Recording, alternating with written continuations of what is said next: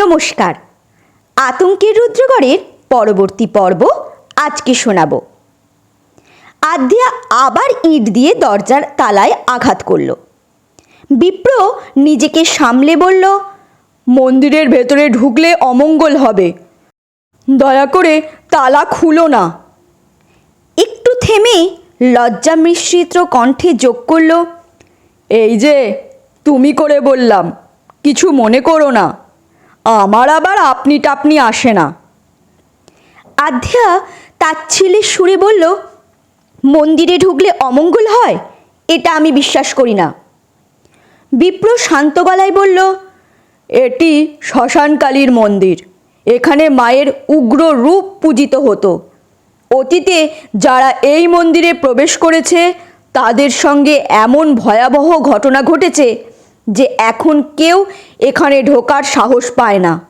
মন্দিরের দরজায় তালা দেওয়া রয়েছে যাতে কেউ ভেতরে ঢুকতে না পারে। আদ্যা সরাসরি জিজ্ঞাসা করল, আপনি আর আপনার বন্ধু তো এখানে আসেন, আপনাদের ভয় করে না? না, সহজ স্বরেই বিপ্র বলল। কেন? বিপ্র একটু হেসে বলল, যেমন তোমার সাহস, ধরো আমাদেরও তেমনই সাহস। তুমি তোমার বাবাকে নিয়ে চিন্তায় আছো, তাই তো? আদ্যা চুপ করে রইল। বিপ্র বলল, তুমি যদি চাও আমি তোমাকে সাহায্য করতে পারি। আদ্যা এবারও নিরুত্তর রইল। বিপ্র আবার একটু থেমে বলল, আমার গুরুদেব একজন বড় তান্ত্রিক। আদ্যা বিস্মৃত দৃষ্টিতে তার দিকে তাকালো। বিশ্বাস হচ্ছে না, তাই তো? তোমার সমস্যার সমাধান করে দেবেন আমার গুরুদেব। আদ্যা বিরক্ত হয়ে বলল, এতদিন ধরে রুদ্রগড়ে এত ভয়ঙ্কর ঘটনা ঘটছে, আপনার গুরুদেবকে বলে সেগুলো ঠিক করাননি কেন? বিপ্র ধীরে ধীরে বলল, গুরুদেব বলেছেন তিনি তাড়াতাড়ি এই পিশাচিনীকে ধ্বংস করতে পারবেন। আদ্যা তীক্ষ্ণ কণ্ঠে বলল, সবাই শেষ হয়ে গেলে তখন? বিপ্র একটু ইতস্তত করে বলল, কাল অমাবস্যা রাতে গুরুদেব এখানে আসবেন। তুমি চাইলে তার সঙ্গে দেখা করতে পারো। আমার গুরুদেবের অনেক ক্ষমতা, হয়তো তোমার বাবাকে সারিয়ে তুলতেও পারবেন। আপনার গুরুদেব প্রতি অমাবস্যায় এখানে আসেন? হ্যাঁ, আমি আর দেবুও সঙ্গে থাকি। দেবু অবশ্য মাঝে মধ্যে আসে না, ও পড়াশোনা করে, ভালো ছাত্র। ওর বাবা মা নেই, অন্যের আশ্রিত, চাকরির চেষ্টা করছে। আমার অবশ্য চাকরির দরকার নেই, আমার বাবা এখানকার বড় ব্যবসায়ী, আমিও বাবার ব্যবসাতেই লেগে পড়ব। আদ্যা বলল, আপনার গুরুদেব কখন আসবেন? গভীর রাতে, তিনি শ্মশানে সাধনা করেন। আপনারাও সাধনা করতে এখানে আসেন? হ্যাঁ, সাধনা করতে গেলে ভয় থাকলে চলে না, তাই আসি। পিশাচিনী আপনাদের কোনো ক্ষতি করে না? চুপ, ওই নাম নেবেন না। কলি মন্দিরের দিকে আসছে। গাছপালার ফাঁক দিয়ে দূর থেকে তাকে দেখেই আদ্যার ভেতরে এক শীতল ভয় ঢুকে গেল। সে মন্দির প্রাঙ্গণ ছেড়ে দ্রুত বাইরে বেরিয়ে গেল। গতকাল কলির সঙ্গে যা ভয়ঙ্কর ঘটনা ঘটেছিল, তারপরে তাকে এখানে দেখে আদ্যার দুশ্চিন্তা আরও বেড়ে গেল। আদ্যা কড়া গলায় বলল, তুই এখানে কেন এলি কলি? কলি শান্ত স্বরে জবাব দিল, তোমাকে খুঁজতে। আদ্যা দ্রুত জিজ্ঞাসা করল, আমি যে বাড়ি থেকে বেরিয়েছি এটা কি সবাই জেনে গেছে? না, তোমার সবাই খোঁজ করছিল, আমি বুঝতে পেরেছিলাম তুমি এখানে এসেছো। জানি এই কথা শুনলে সবাই তোমায় বকবে, তাই বলেছি তুমি বাগানে আছো। তারপর তাদের অজান্তে আমি এখানে চলে এসেছি। আদ্যা চিন্তিত মুখে বলল, এখানে এসে তুই মোটেও ভালো কাজ করিসনি। বিপ্রকে দেখে তাদের দিকে আসতে দেখে কলির মুখে খুশির ঝিলিক ফুটে উঠল। সে বিপ্রের দিকে তাকিয়ে প্রেম ভরা দৃষ্টিতে তাকিয়ে রইল আর লাজুক একটি হাসি দিল। বিপ্র কাছে এসে জিজ্ঞাসা করল, তোমার হাতে কি হয়েছে? কলি মৃদু হেসে বলল, পড়ে গিয়ে কেটে গেছে। বিপ্র ভুরু কোঁচকে বলল, কি কাণ্ড, দেখে শুনে চলতে পারো না? কলি লজ্জায় মাথা নিচু করে হাসল। আধ্যা ওদের কথোপকথন থামিয়ে বলল, চল। সে কলির হাত ধরে টান দিল, কিন্তু কলির যেতে ইচ্ছা করছে না। বিপ্রর সঙ্গে আরও কিছুক্ষণ থাকতে আর কথা বলতে ইচ্ছা করছে তার। আধ্যা সেটা বুঝতে পেরে বিরক্ত হয়ে বলল, চল তাড়াতাড়ি।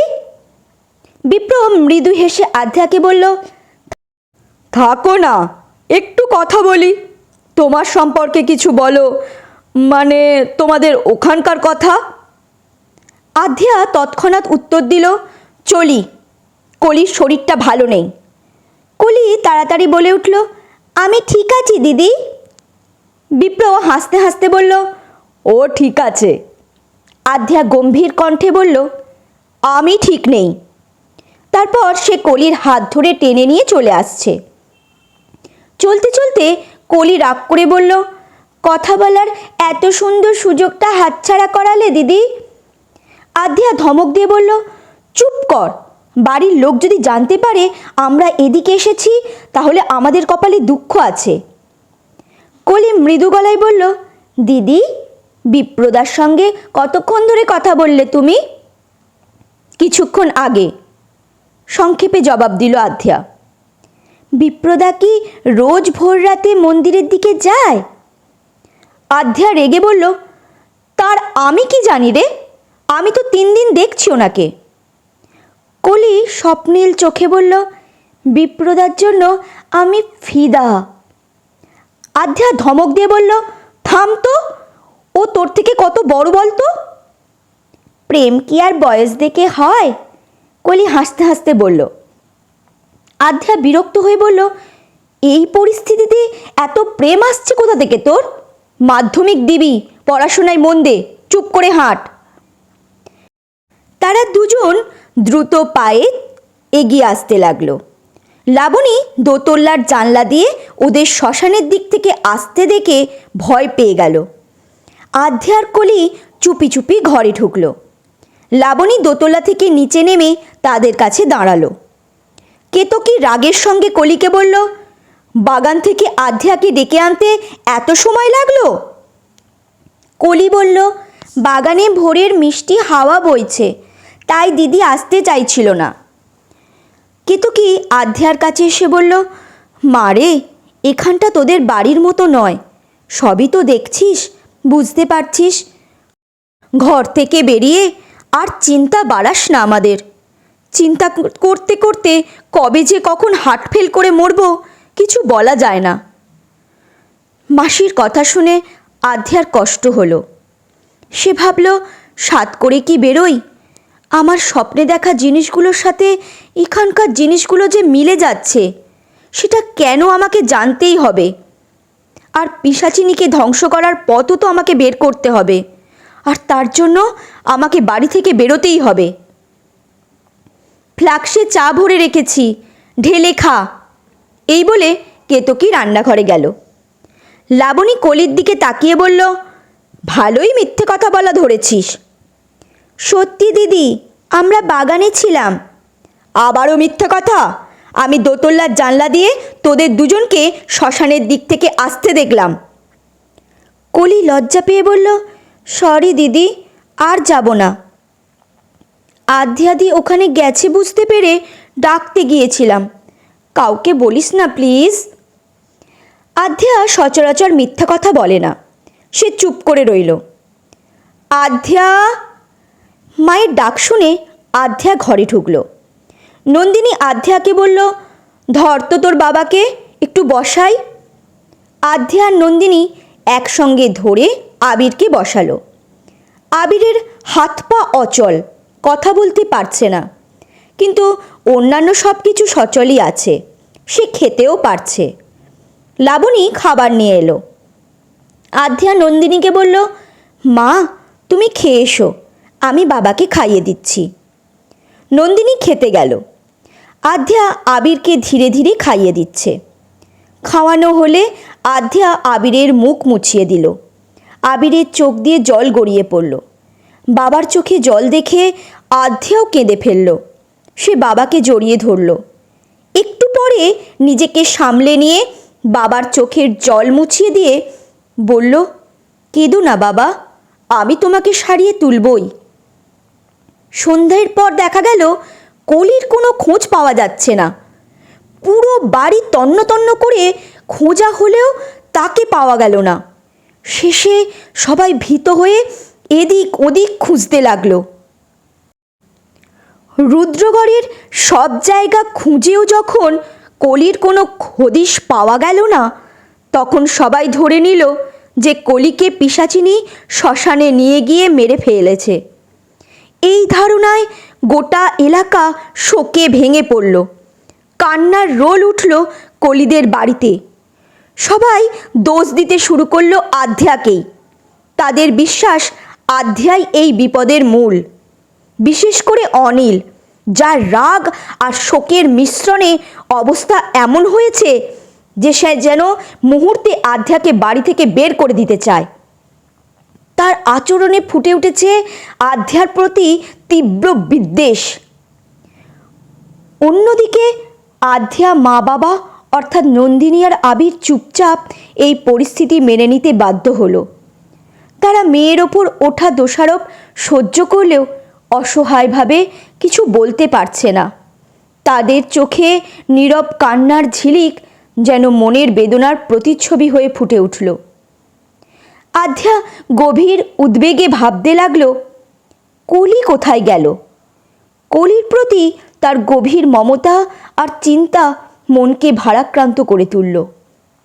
সে মনে মনে প্রশ্ন করল, কলি তো আমাকে না জানিয়ে কোথাও যায় না, তাহলে এখন কোথায় চলে গেল?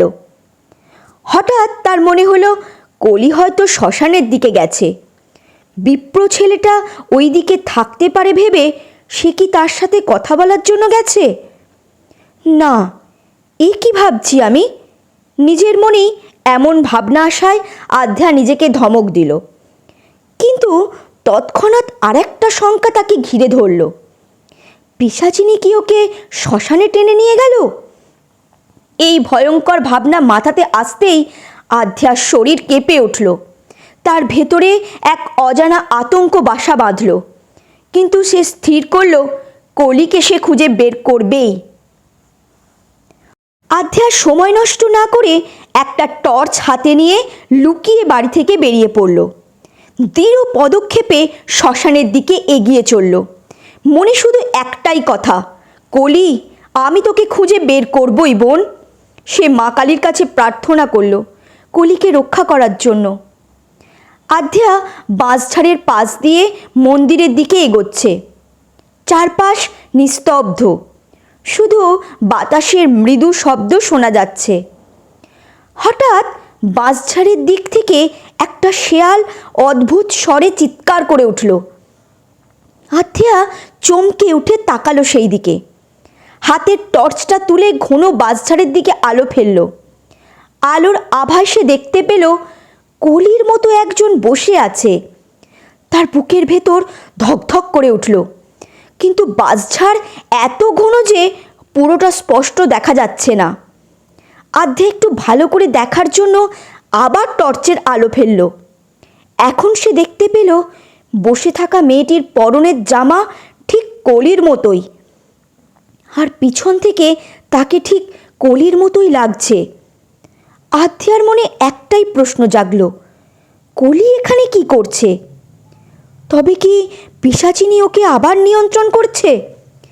এই ভাবনা তাকে আতঙ্কিত করল। সাহস সঞ্চয় করে সে দ্রুত বাঁশঝাড়ের ভেতরে ঢুকে পড়ল কলির কাছে পৌঁছনোর জন্য। আধ্যা বাঁশঝাড়ের ভেতরে দ্রুত এগোতে লাগলো। বাঁশের কঞ্চির আঘাতে তার হাত পা রক্তাক্ত হচ্ছে, কিন্তু সেসবে বিন্দু মাত্র খেয়াল করছে না সে। অনেকটা কাছে গিয়ে সে দেখতে পেল কলি মাটিতে বসে কি যেন খাচ্ছে। চারপাশে তীব্র বিকট গন্ধ ছড়িয়ে পড়েছে, যা সহ্য করা কষ্টকর। আধ্যা আতঙ্কিত হয়ে বলল, কলি, কি করছিস বোন? কলি ধীরে ধীরে পিছন ফিরে তাকালো। তার চাহনি দেখে আধ্যার গা শিউরে উঠল। কলির চোখ দুটো লাল টকটক করছে, যেন আগুন জ্বলছে। আর তার সামনে পচা মাংস, পেটের নাড়ি ভুড়ি পড়ে আছে। সে সেগুলোই খাচ্ছে। তার মুখে নাড়ির টুকরো ঝুলছে। আধ্যার গা গুলিয়ে উঠল। মনের গভীর থেকে সে অনুভব করল পিশাচিনী আবার কলির ওপর ভর করেছে। সেই কলিকে দিয়ে এই ভয়ঙ্কর কাজগুলো করাচ্ছে। কলি আধ্যার দিকে কটমট করে তাকালো। তার চাহনি এতটাই ভয়ঙ্কর যে আধ্যার পা অবশ হয়ে গেল। তবুও সে স্থির হয়ে সাহস করে দাঁড়িয়ে রইল। কলিকে বাঁচানোর পথ খুঁজছে সে। আধ্যা গভীর সাহস সঞ্চয় করে বলল, তুমি কলির শরীরে ভর করে ওকে কষ্ট দিচ্ছ কেন? কি চাও তুমি? কলি, যার ওপর পিশাচিনী ভর করেছে, ভয়ঙ্কর গলায় সে বলল, মৃত্যু, তোকে শেষ করেই ছাড়ব। এই কথা বলেই সে আধ্যার দিকে ঝাঁপিয়ে পড়ে তার গলা চেপে ধরতে লাগলো। আধ্যার শরীর আতঙ্কে কাঁপতে লাগলো। ঠিক তখনই কোথা থেকে একটা শেয়াল ছুটে এসে কলির শরীরের ওপর আঘাত করে দৌড়ে পালালো। শেয়ালের ধাক্কায় কলি ভয়ঙ্কর চিৎকার করে উঠে বাঁশগাছে আঘাত পেয়ে নিচে পড়ে গেল। আধ্যা মুহূর্তের মধ্যে কলির কাছে ছুটে গিয়ে তাকে তুলে নিল।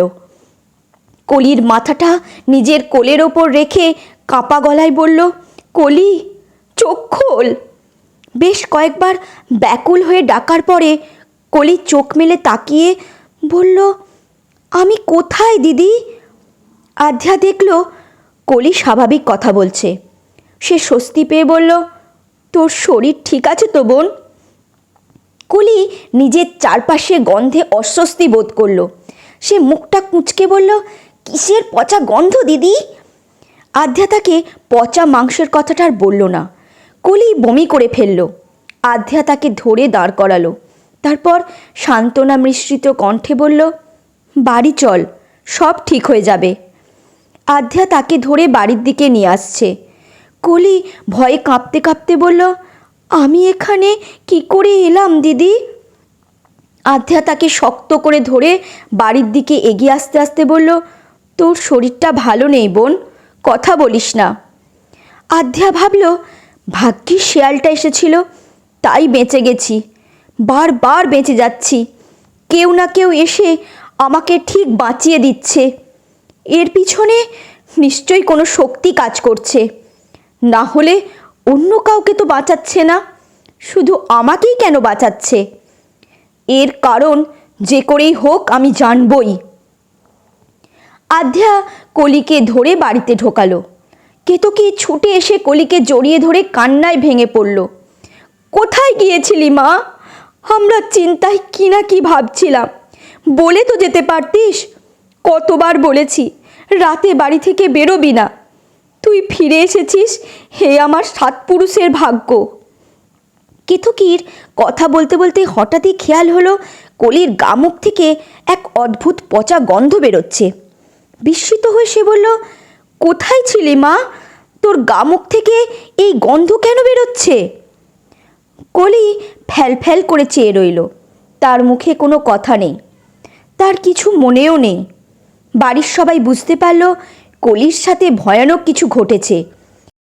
পিশাচিনী এমন কিছু করেছে যেটা ওর মনে নেই। আধ্যা কোনো কথা না বলে কলিকে নিয়ে বাথরুমে ঢুকলো। স্নানঘরে দাঁড়িয়ে থেকে ধৈর্য ধরে সে কলির দাঁত মাজিয়ে মুখ ধুয়ে দিল। তারপর তার সারা গায়ে সাবান মাখিয়ে ঘষে স্নান করিয়ে নিয়ে এলো ঘরে। কলি নিস্তব্ধ। কেতকী নিষেধাজ্ঞা জারি করল, আধ্যা কখনই বাড়ি থেকে বেরোতে পারবে না। আর কলি শুধু স্কুলে আর টিউশনি পড়তে যাবে, তবে একা নয়, অনিল অথবা লাবণী তার সঙ্গে যাবে। পরদিন সারা বাড়ি থমথমে। সবাই গভীর চিন্তায় রয়েছে কলিকে নিয়ে। পিশাচিনী তার ওপর ভর করে তাকে বারবার কষ্ট দিচ্ছে। এই নতুন এক চিন্তা বাড়ল সবার। আধ্যা ভাবতে লাগলো, মাসি বাড়ি থেকে বেরোতে বারণ করেছে, কিন্তু আমাকে তো বেরোতেই হবে। তান্ত্রিকের সাথে দেখা করব আমি। দেখি উনি পিশাচিনীকে ধ্বংস করার ব্যাপারে কোনো উপায় বাতলে দিতে পারেন কি না। রাতে আধ্যা বাবা মার পাশে শুয়ে আছে। নন্দিনী আর আবির ঘুমিয়ে পড়েছে, কিন্তু আধ্যার চোখে ঘুম নেই। সে দেওয়াল ঘড়ির দিকে তাকিয়ে দেখল 12:15 বাজে। কিছুক্ষণ এদিক ওদিক তাকিয়ে টর্চ নিয়ে সে ধীরে ধীরে বিছানা থেকে উঠল। আস্তে আস্তে দরজা খুলে ডাইনিং রুমে গেল। আত্মরক্ষার জন্য সে ফল কাটার ছুরি নিয়ে কোমরে গুজল। তারপর তান্ত্রিকের সাথে দেখা করার জন্য বেরিয়ে এলো বাড়ির বাইরে। ঠান্ডা বাতাস তার গায়ে লেগে চারদিকটা আরও রহস্যময় লাগছে। সে মন্দিরের দিকে তাকালো।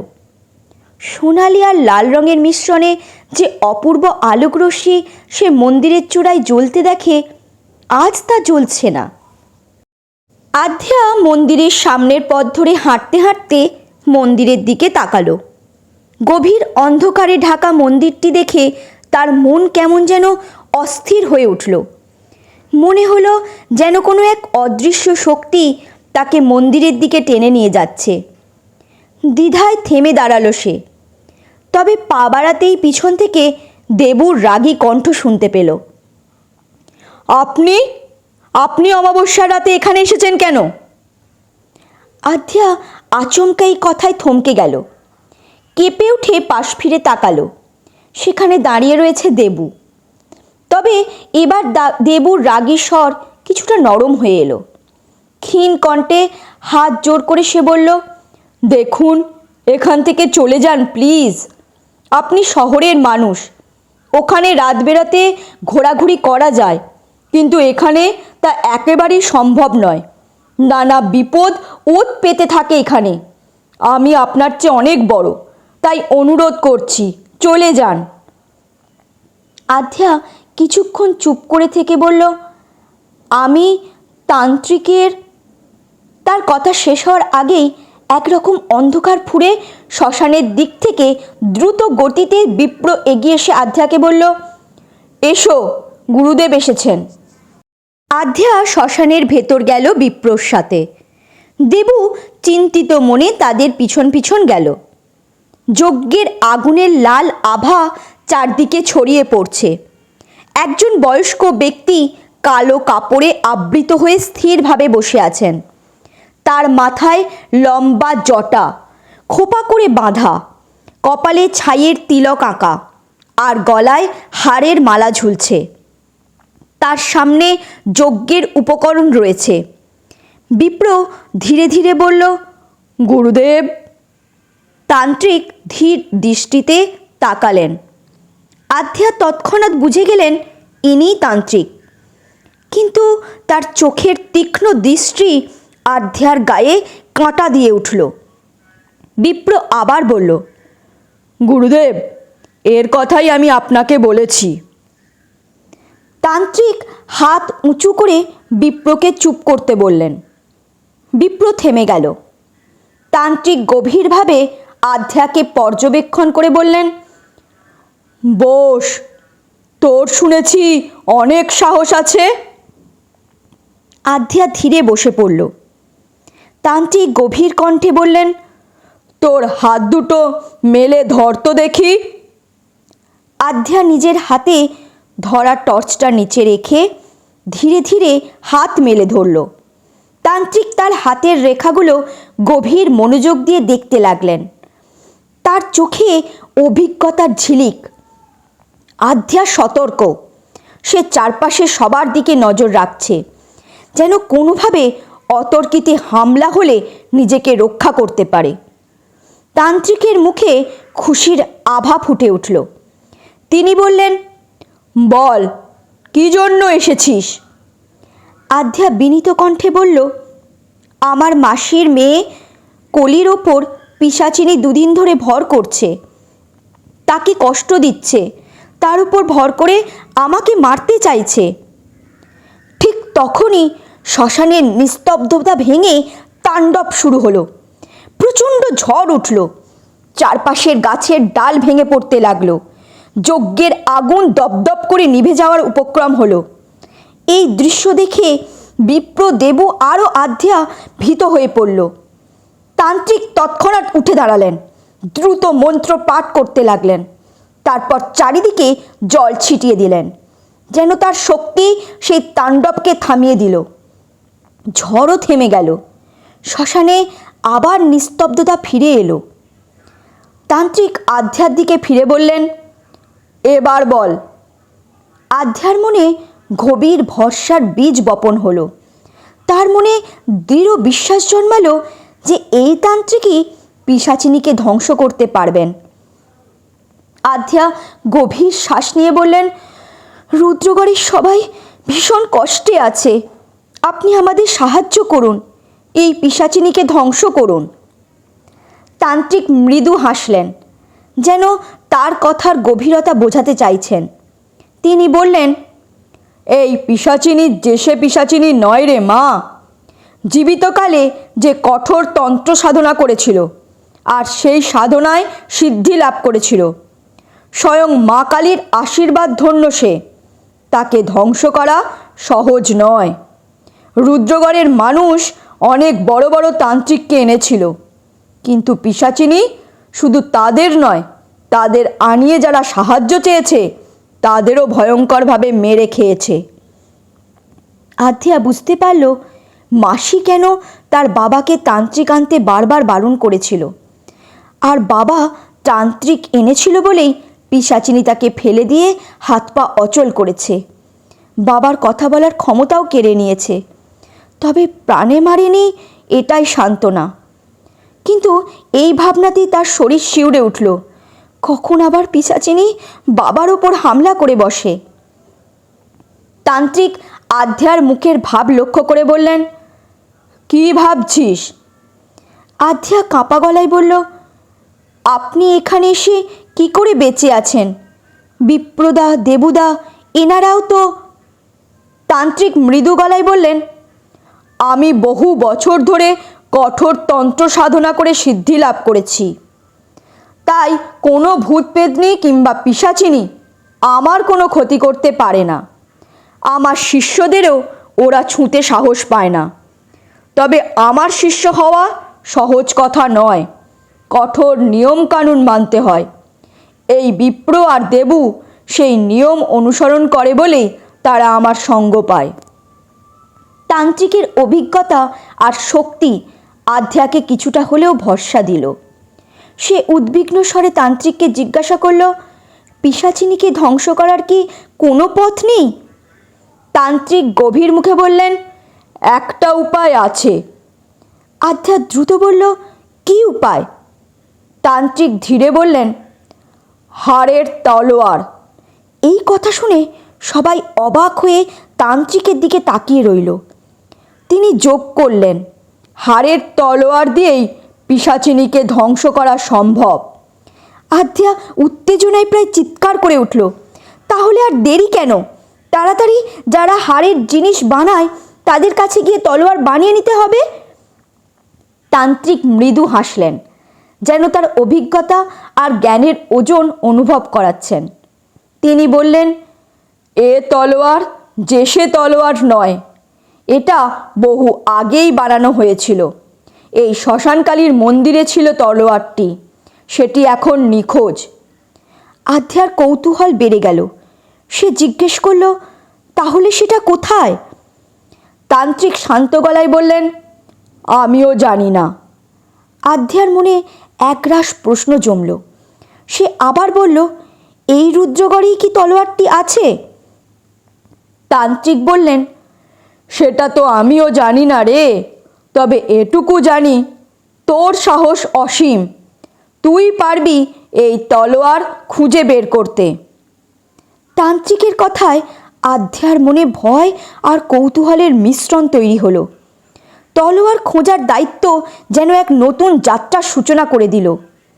দেবু একটু অবাক হয়ে বলল, গুরুদেব, আপনি তো আমাদের কখনো ওই তলোয়ারের কথা বলেননি। আগে জানালে আমরাও খুঁজে দেখতাম। তান্ত্রিক শান্তভাবে উত্তর দিলেন, এখন সময় হয়েছে, তাই বললাম। আধ্যা কিছুটা অস্থির হয়ে জিজ্ঞাসা করলো, কিন্তু গুরুদেব, আন্দাজে আন্দাজে কোথায় খুঁজবো তলোয়ারটা? তান্ত্রিক গভীর কণ্ঠে বললেন, তলোয়ার খুঁজে তোকে পেতেই হবে, তা না হলে এই পিশাচিনীকে ধ্বংস করা সম্ভব নয়। তলোয়ারটি পেলে সঙ্গে সঙ্গে আমার কাছে নিয়ে আসবি। আমি তলোয়ারটিকে মন্ত্রপুত করব, তারপর সেটি দিয়ে ওকে ধ্বংস করব। আমি এখন থেকেই শ্মশানেই থাকব। আধ্যা কিছুক্ষণ চুপ করে থেকে বলল, কলির ওপর যাতে পিশাচিনী আর ভর করতে না পারে তার জন্য কিছু করুন। তান্ত্রিক দৃঢ়স্বরে বললেন, আগে তলোয়ারটা খুঁজে বের কর, সেটা পেলেই সব ঠিক হয়ে যাবে। ততদিন এখানে সবাইকে কষ্ট ভোগ করতেই হবে। আধ্যা কিছুটা দ্বিধাগ্রস্ত হয়ে বলল, এই পিশাচিনী কেন এমন করছে? আর ওই তলোয়ার সম্পর্কে যদি কিছু বলেন, মানে কে তৈরি করেছে, কিভাবে নিখোঁজ হলো? আপনি জানলে কি করে তরোয়ালটির কথা?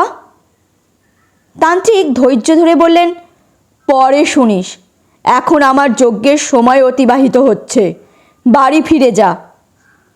আধ্যা টর্চটা নিয়ে ধীরে ধীরে বাড়ির দিকে ফিরে আসতে লাগলো। বিপ্র এগিয়ে এসে বলল, আমি তোমাকে এগিয়ে দিই? আধ্যা দৃঢ়স্বরে বলল, তার দরকার নেই, ধন্যবাদ। এই বলে সে একাই বাড়ির পথে হাঁটতে লাগলো। গভীর রাতে পথ অন্ধকার, কিন্তু আধ্যার মনে তলোয়ার খোঁজার দৃঢ় সংকল্প জ্বলছে। তান্ত্রিকের মন বেশ প্রসন্ন। তিনি যজ্ঞ শুরু করলেন। যজ্ঞকুণ্ডের দুই পাশে বসে আছে দেবু আর বিপ্র। যজ্ঞ শেষ হলে তান্ত্রিক উঠে দাঁড়িয়ে বললেন, আমি এবার থেকে এই শ্মশানেই থাকব। এই শ্মশানই হবে আমার আস্তানা।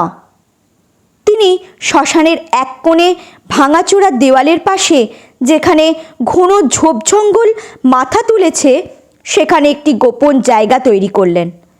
অন্ধকার আর নির্জন জায়গায় থাকাই তার পছন্দ।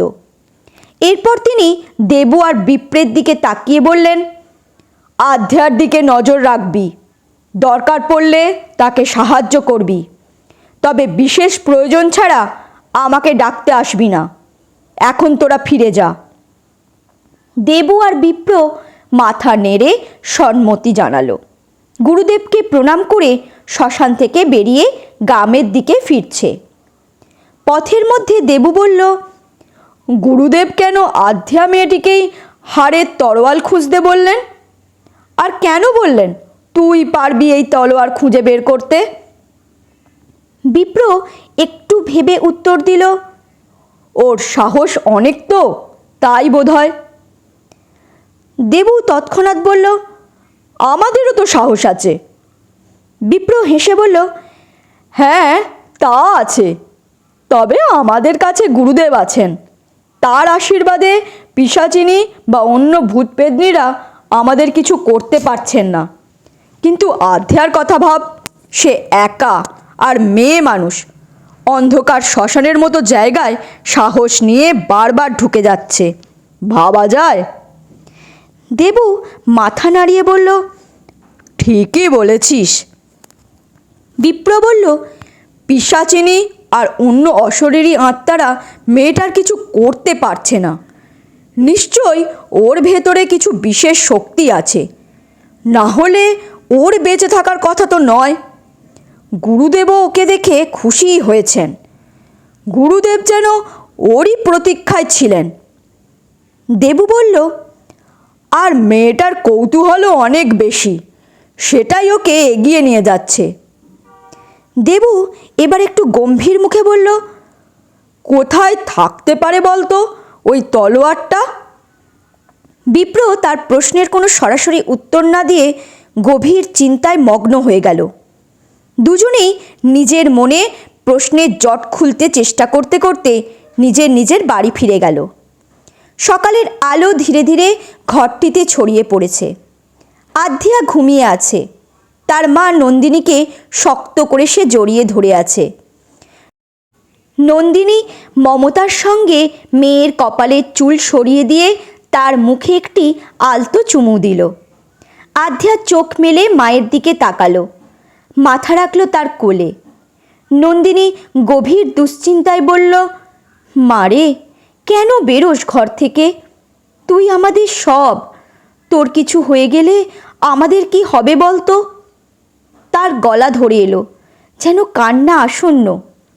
আধ্যা মায়ের হাত ধরে শান্ত গলায় বলল, আমার কিচ্ছু হবে না মা। ভগবান আর তোমার আর বাবার আশীর্বাদ সব সময় আমার সঙ্গে আছে। নন্দিনী দীর্ঘশ্বাস ফেলে বলল, তবুও এখানে তোকে কত কিছু শুনতে হচ্ছে। সবাই কলির এই বিপদের জন্য তোকে দায়ী করছে। আধ্যা দৃঢ় গলায় বলল, করুক গে মা, আমি গায়ে মাখছি না। সবাই যন্ত্রণায় আছে, তাই মাথা ঠিক রাখতে পারছে না। নন্দিনী কষ্টে মাথা নেড়ে বলল, জানি, তবু এসব আমার ভালো লাগছে না। তার উপর তোর বাবার এই প্যারালাইজড অবস্থা, ভালো ডাক্তার দেখাবো সেটাও পারছি না। নন্দিনী একটু থেমে আবার বলল, অনিল একজন ফিজিওথেরাপিস্টের কথা বলেছে। তিনি রাজি হয়েছেন দুবেলা এসে তোর বাবাকে থেরাপি দিতে। আজ বিকেলে প্রথমবার আসবেন। নন্দিনীর গলায় দুশ্চিন্তা স্পষ্ট হলেও তার চোখে একটুখানি আশার আলো দেখা গেল। অন্যদিকে আধ্যা দৃঢ়ভাবে মায়ের কথা শুনে আবার নিজের সংকল্পকে শক্ত করে নিল। নন্দিনীর পাশে শুয়ে আছে আবির। আবিরের চোখে ঘুম নেই। সে স্ত্রীর সঙ্গে মেয়ের এই কথোপকথন নীরবে শুনছে। নন্দিনী হঠাৎ বলল, চল মা, আমরা এখান থেকে বাড়ি ফিরে যাই। আধ্যা এবার কষ্টের সাথে বলল, তুমি আর বাবা এখান থেকে বেরোতে পারবে না মা, সেটা তো দেখেছ। তাছাড়া আমি কিছুতেই পালিয়ে যাব না। পিশাচিনীকে ধ্বংস করেই তবে আমি রুদ্রগড় ছাড়ব। আধ্যার কণ্ঠে আত্মবিশ্বাস আর প্রতিজ্ঞার ঝলক স্পষ্ট। নন্দিনী বলল, চুপ কর। করব না চুপ, ওকে আমি শেষ করবই। নন্দিনী মেয়ের মনের জোর দেখে মুগ্ধ হলেও তার বুকের গভীর দুশ্চিন্তার কালো ছায়া আরও গাঢ় হয়ে উঠল। নন্দিনী বলল, তুই তোর বাবার কাছে থাক, আমি একটু ফ্রেশ হয়ে আসি। নন্দিনী ঘর থেকে বেরিয়ে গেল। আধ্যা আবিরের কানে কানে বলল, বাবা, আমি একজন বড় তান্ত্রিকের সঙ্গে দেখা করেছি। তিনি বলেছেন হাড়ের তলোয়ার যেটা শ্মশানের কাছে থাকা শ্মশানকালী মন্দিরে ছিল সেটা নিখোঁজ। সেই তলোয়ার খুঁজে বের করতে হবে আমাকে। সেই তলোয়ার দিয়েই পিশাচিনীকে ধ্বংস করা যাবে। আবির কিছু বলতে চাইছে, কিন্তু তার অসাড় শরীর বাঁধা হয়ে দাঁড়ালো। তার চোখে মুখে আতঙ্কের ভাব ফুটে উঠল। আধ্যা আবিরের হাত ধরে সান্ত্বনার সুরে বলল, চিন্তা করো না বাবা, আমার কিচ্ছু হবে না। আমি জানি কোনো এক অদৃশ্য শক্তি আমাকে বাঁচিয়ে রাখছে। এই কথা বলে আধ্যা আলতো করে মাথা রাখল বাবার বুকে। বাবার বুকের স্পর্শে যেন তার সমস্ত জ্বালা যন্ত্রণা কিছুটা লাঘব হলো। প্যারালাইজড আবির অসহায় চোখে মেয়ের দিকে তাকিয়ে রইল। তার চোখের কোণে জল জমেছে। আবির মনে মনে ভাবল, এখানে ঘুরতে এসে যে এমন বিপদের মুখোমুখি হতে হবে তা কখনো কল্পনাও করতে পারিনি। এখন আমাদের জীবন একটা পিশাচিনীর হাতে বন্দি। এবার সে মনে মনে ঠাকুরের কাছে প্রার্থনা করল, আধ্যাকে যেন তিনি সহযোগিতা করেন হাড়ের তলোয়ার খুঁজতে। আধ্যা যেন পারে পিশাচিনীকে ধ্বংস করতে। আধ্যা মনে মনে সংকল্প করল, তলোয়ার আমাকে যেভাবেই হোক খুঁজে বের করতে হবে। সেই তলোয়ার দিয়ে পিশাচিনীকে ধ্বংস করে বাবাকে এই জায়গা থেকে নিয়ে গিয়ে একজন ভালো ডাক্তারের কাছে দেখাবো, তাকে সুস্থ করে তুলব। আধ্যা মুখ তুলে দেখল বাবার চোখে জল।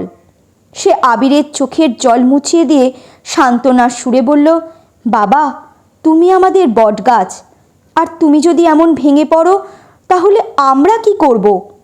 মনে সাহস রাখো, তোমার এই মেয়ে যে কোনো মূল্যে তোমাকে সুস্থ করে তুলবেই। চলো, উঠে বসো। এই বলে আধ্যা আবিরকে ধরতে গিয়ে একা ওঠাতে পারল না। তখন সে মাকে ডাকল। কলি শুনতে পেয়ে দৌড়ে ঘরে ঢুকে জিজ্ঞাসা করলো, মাসিকে ডাকছো কেন দিদি? কিছু হয়েছে?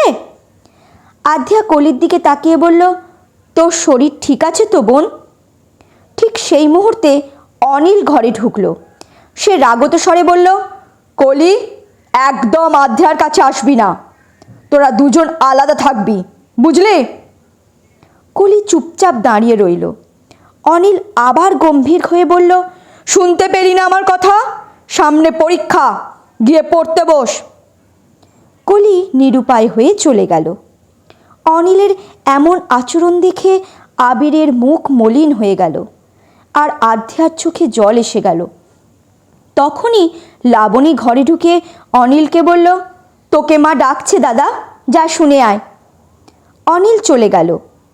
লাবণী আধ্যার পাশে এসে শান্ত কণ্ঠে বলল, কিছু মনে করিস না বোন, নানান ঝামেলায় কারোর মাথা ঠিক নেই। আধ্যা দীর্ঘশ্বাস ফেলে বলল, জানি দিদি, আমি একা বাবাকে বসাতে পারলাম না, তুমি একটু সাহায্য করো। লাবণী বলল, ঠিক আছে, আমি ধরছি। দুজনে মিলে আবিরকে ধরে বসালো। তারপর আধ্যা বাবার দাঁত মেজে মুখ ধুয়ে দিল। আবির অসহায় চোখে মেয়ের দিকে তাকিয়ে থাকলো। আর আধ্যা তার বাবাকে সুস্থ করার দৃঢ় সংকল্প নিয়ে মনে মনে আরও শক্ত হলো। একটু পরে নন্দিনী এসে বেড প্যানে আবিরের প্রয়োজন মিটিয়ে তা পরিষ্কার করলো। এরপর আবিরের ময়লা কাপড় পাল্টে দিয়ে তাকে পরিষ্কার পোশাক পরালো। সব কাজ সেরে আবিরের জন্য সে খাবার আনতে গেল।